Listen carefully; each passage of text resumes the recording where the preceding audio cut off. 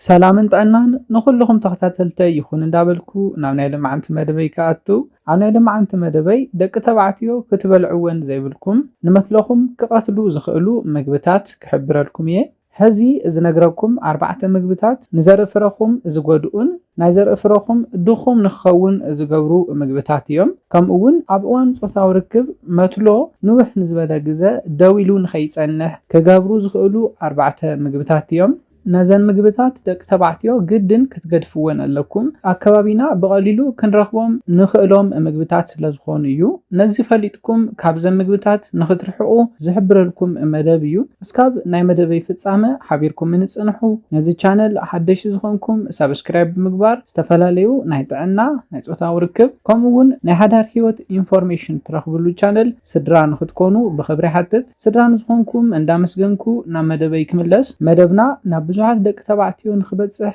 ላይክ ጌርኩም ጀምርዎ እቲ ቀዳማይ ናይ ምግቢ ዓይነት ኣብ ከባቢና ክንረኽቦ ንኽእልን ኮይኑ ግና ኣብ ምትልኹምን ኣብ ዘርኢ ፍረኹምን ሳዕቤን ዘምጽእ ምግቢ እዩ ንሱ እውን ኣኩሪ ኣተር ንብሎ እዩ ነዚ ምግቢ ብቐሊሉ ክንረኽቦ ንኽእል ኢና ኮይኑ ግና ደቂ ተባዕትዮ ኣብ ትበልዕዎ እዋን ኣብ ውሽጡ ዘሎ ኒውትረንት ዘርኢ ፍረኹም ድኹም ንኽኸውን ዝገብር እዩ ናይ ዘርኢ ፍረኹም ጥዕንኡ ዝተሓለወ ንኸይኸውን ዝገብር እውን እዩ ምስ ኣኩሪ ኣተር ተታሒዙ ድማ መትሎ ንውሕ ንዝበለ ግዜ ጸኒሑ ጾታዊ ርክብ ንኸይትገብሩን ቀልጢፍኩም ናይ ዘርኢ ፍረኹም ወይ ከዓ ስፐርምኹም ኣፍሲስኩም ንናይ ጾታዊ ርክብ ስንፈት ወይ ከዓ ስንፈተ ወሲብ ንኽትጋለጹ ናይ ምግባር ዕድሉ ብጣዕሚ ሰፊሕ እዩ ስለዝኾነ ደቂ ተባዕትዮ ንኣኩሪ ኣተር ካብ ምብላዕ ተትቁጠቡ ይምረጽ እቲ ካልኣይ ናይ ምግቢ ዓይነት ሶዳ እዩ ሶዳ ኣብ ዝተኣሸጉ ምግብታትን መስተታትን ዝርከብ እዩ ሶዳ ብፍላይ ንዘርኢ ፍረኹም ብልዑል ካብ ዘዳኸሙ ምግብታት እቲ ሓደ እዩ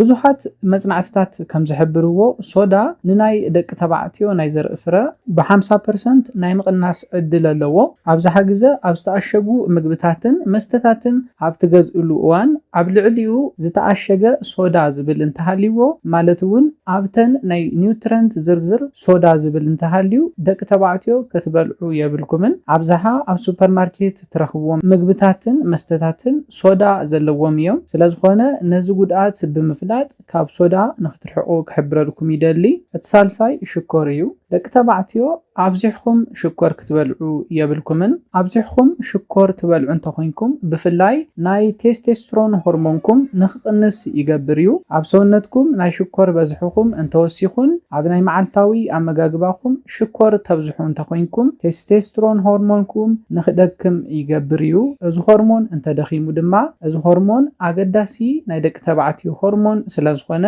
ኣብ ናይ ጾታዊ ርክብ ዓቕምኩም ዝደኸምኩም ንኽትኮኑን ናይ ዘርኢ ፍረኹም ድኹም ንኽኸውንን ይገብር እዩ ስለዝኾነ ሽኮር ኣብዚሕኩም ተጠቒምኩም ናይ ቴስቴስትሮን ሆርሞንኩም ዝተሓተ ይኸውን እዩ ዝተሓተ በዝሒ ቴስቴስትሮን ሆርሞን እንተሃሊኩም ድማ ኣብ ጾታዊ ርክብ ድኹማት ንኽትኮኑ ስለዝገብረኩም ናይ ሽኮር ኣጠቓቕማኹም ክቕንስ ኣለዎ ሽኮር ክብል እንከለኹ ከምኒ ልስሉስ መስተታት ኬክ ኮታስ ዝተፈላለዩ ካብ ሽኮርን ጥዑም ነገርን ዝተሰርሑ ምግብታት ዘካተተ እዩ ስለዝኾነ ሽኮር ክብል እንከለኹ ንሽኮር ገዲፍኩም ካልኦት ጥዑማት ነገራት ብልዑ ማለት ኣይኮነን ነዚ ክብል እንከለኹ ግና ሙሉእ ንሙሉእ ሽኮር ኣይትጠቐሙ ምባል ኣይኮነን ኩሉ ነገር ብዓቐን ክኸውን ኣለዎ እምበር እቲ ራብዓይ ንመስሎ ዝጎድእን ናይ ዘርኢ ፍረኹም ጎዲኡ ዝተሓተ በዝሕን ዝደኸመ ዘርኢ ፍረ ክህልወኩም ዝገብር ድማ ናይ ደም ምዝውዋር ዘዳኽሙ ምግብታት እዮም እዚኦም ድማ ቅብኣት ዝበዝሖም ምግብታት እዮም ቅብኣት ዝበዝሖም ምግብታት ናይ ደም ሴላትና ክጸብብ ብምግባር ናይ ደምና ምዝውዋር ቅልጡፍን ጥዕንኡ ዝተሓለወን ንኸይኸውን ዝገብሩ ምግብታት እዮም ከም ዝፍለጥ ድማ መትሎ ንውሕ ንዝበለ ግዜ ደው ኢሉ ናይ ምጽናሕን ቀልጢፉ ናብ ስምዒት ምእታውን ኢሬክት ምግባር ወይ ከዓ ደው ምባል ምስ እኹል ዝኾነ ደም ናብ መትሎ ምብጻሕ ዝተተሓዘ ነገር እዩ እኹል ዝኾነ ደም ናብ መትሎ ንኽበጽሕ ድማ ጥዕንኡ ዝተሓለወ ሴላት እንተሃልዩ እዩ ክበጽሕ ዝኽእል ስለዝኾነ ደቂ ተባዕትዮ ቅብኣት ዝበዝሖ ምግብታት እንተበሊዕኹም ናይ ደም መዘዋወርቲ ሴላትኩም ሰብሒ ክህልዎም ብምግባር ንኽጸብብ ብምግባር ጥዕንኡ ዝተሓለወ ናይ ደም በዝሒ ናብ መትሎኹም ንኸይበጽሕ ዝገብሩ ምግብታት ካብ ምብላዕ ክትርሕቁ ክሕብረልኩም ይደሊ ብተጻራሪ ድማ ፍራፍረታትን ቆጽላ መጽልን ክትበልዑ ክሕብረልኩም ይደሊ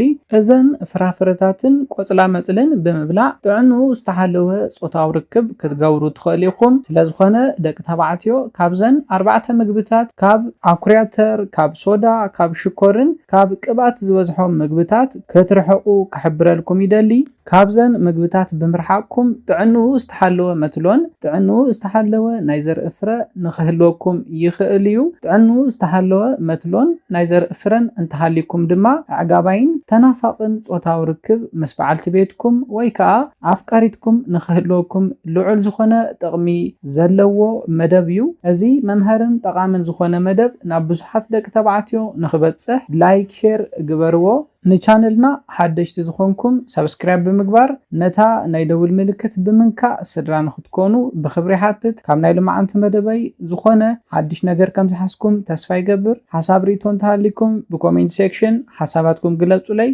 ሰላምን ጥዕናን ንኹላትና ይቀኒየለይ።